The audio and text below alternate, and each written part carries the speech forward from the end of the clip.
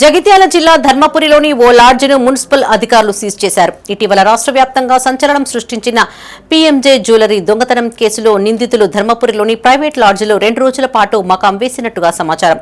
చోరీకి ఇక్కడి నుంచే స్కెచ్ వేసినట్టుగా తెలిసింది. దీంతో ఉన్నతాధికారుల ఆదేశాల మేరకు ధర్మపురి మున్సిపల్ కమిషనర్ శ్రీనివాస్ సిబ్బందితో కలిసి సదరు లాడ్జిను తనిఖీ చేశారు. లాడ్జికి కమర్షియల్ అనుమతులు, సరైన ధ్రువపత్రాలు లేకపోవడంతో సీజ్ చేశారు. నేను ధర్మపురి మున్సిపల్ కమిషనర్. ఈరోజు ఒక విజయలక్ష్మి గెస్ట్ హౌస్ని సీజ్ చేయడం జరిగింది.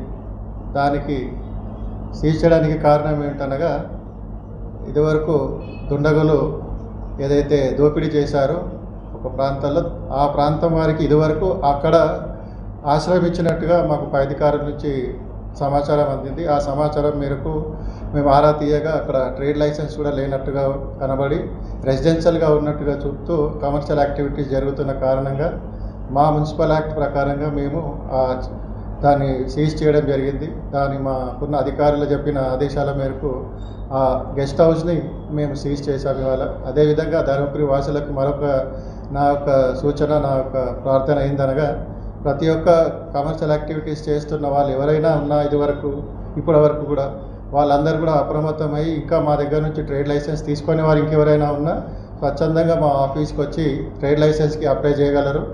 మా సిబ్బంది కూడా లేని వారికి నోటీస్ ఇవ్వడం జరుగుతుంది. సో ఇది వరకు ఇప్పటిలాగే సీజ్ కాకుండా మీరందరూ కూడా మీరు స్వచ్ఛందంగా మా మున్సిపల్ ఆఫీస్కి వచ్చి మీరు ట్రేడ్ లైసెన్స్ పొందవలసిందిగా కోరుతున్నాను. నమస్కారం.